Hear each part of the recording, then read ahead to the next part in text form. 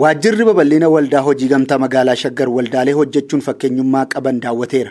Waldaaleen daawwataman kunniin kanneen sadarkaa isaanii fooyyessuun gara investimeentiitti ce'uuf kaadhimamanidha. Hawaasni dinagdeen utubame hawaasa sagalee qabudha. Uummanni keenya jireenya gadadoo keessaa ba'ee galma yaade akka qaqqabuuf waldaan hojii gamtaa magaalaa Shaggar tumsa barbaachisu taasisuu irratti argama. Magaalaa Shaggaritti waldaaleen hedduun yoo jiraatanis kanneen baay'inni isaanii 29 ta'an sadarkaa investimeentiitti ce'uuf warra socho'aa jiranidha. Rakkoon kamuu haa jiraatu darbee bakka yaadeen hanga'a jechuun xiqqeeffachuu qabna kan jedhan ammoo dursaa garee waldaa hojii gamtaa magaalaa Shaggar obbo Alamaayyoo Taaffasaati. Egaa rakkoon ijoon lafa waajjira irratti ijaarratanii qabanii bakka oomishatti dhiyeessanii qabanii gamoo adda addaatiif yoo gaafatanii argatanii nama dhuunfaadhaaf hin kennamaa waldaaleedhaaf garuu nama kana sirriitti ilaaluun jiru waan ta'eef isuma kana gabaabsee kaasee dhumarratti maallaqa faana wal qabate maallaqa waldaaleen keenya isin har'a kan waldaalee isin agarsiifneef cimtanii waldaa keessan irratti asirraatti hunnattanii galtanii waldaa keessan irratti akka hojjechuu dandeessanii fi miseensa bal'inaatiin dabaltanii sheerii dabalataallee gurgurtanii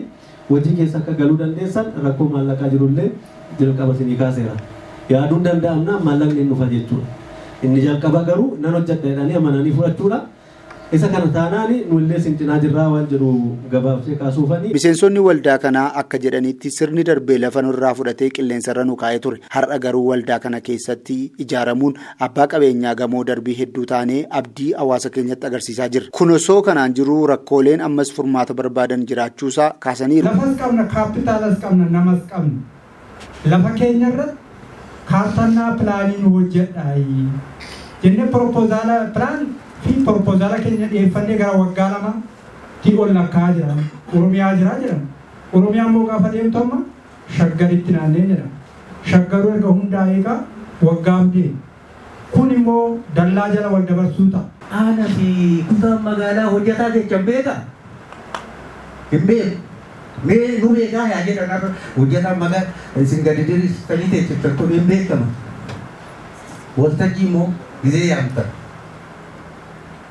Ani qonnaan bulaan ta'a, kun hojjetaa mootummaa ta'a, hojjetaa waldaa sadii moti, guyyaa sadii fuuldura waltajjiin qophaa'ee gaafa akkanaa jechuu qaba.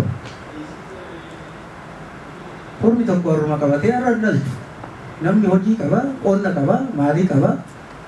Kanaafuu kanas gara fuuldura futumti magaalaa Shaggar gizee ergaa dabarsu galgala dabarsee bariitti jechuun kun sirrii natti fakkaatu kanaafuu akkaataa kanaan hubatanii gaariidha galatoomaa. Uummanni keenya magaalaatti dhufee hojjetee jijjiiramuun hawwii fi kan nuti dhugoomsuuf ciminaan irratti hojjetaa jirrudha. Rakkoon jiru kamuu furmaata argachuu qaba. Yaadota mana keessaa ka'aniif furmaata barbaachisu gara fuula duraatti kan furmaata itti laannuudha jedhan itti gaafatamaan waajjira babal'ina hojii gamtaa magaalaa Shaggar Dr. Pheexroos Waaqoo. Rakkooleen dhiyaatan kan qajeelfama walii wal qabatanii akkaataa qajeelfamaatiin laallee koreewwan garagaraatti hojii wal dubbannee hin deebisne.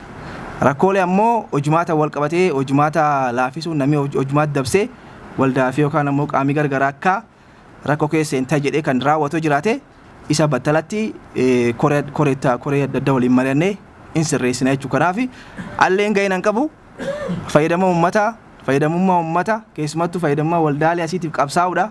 Isaanillee ammoo faayidaan keessan akka eeggamuu fi uummati isan dudduub jiru akka fayyadamu qabsaa'uudha waan taateef eemiin keenya yookaan ammoo kaayoon keenya hundinuu tokko bakka rakkoon jirutti sirriitti irra qabsoomnee sirreessuun ni danda'ama.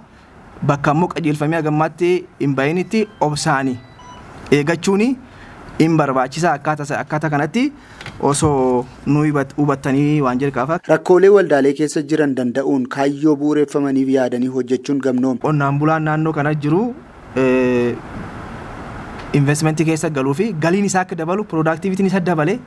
Galiin isaallee akka dabalu galiin isa dabalaan jireenyi isaan fooyyaa jireenyi isaa gara magaalaatti dhufee magaalummaan kan kanaan dura isa dhiiboo don taane magaalummaan kan kanaan booda inni waliin magaal ta'e ammayyaa'ee deemu magaalii guddattu qonnaan bulaa fi jiraata magaalaa guddisaa akka deemtu akka taatu kaayoon magaalii kun ijaarameef kanaa jechuudha. Fakkeenyummaa warreen milkaanii ilaalamee haalota rakkisoo mudatan darbuun misooma biyyaa keessatti qooda fudhachuun dirqama waldaalee biroollee yoo ta'e gaariidha.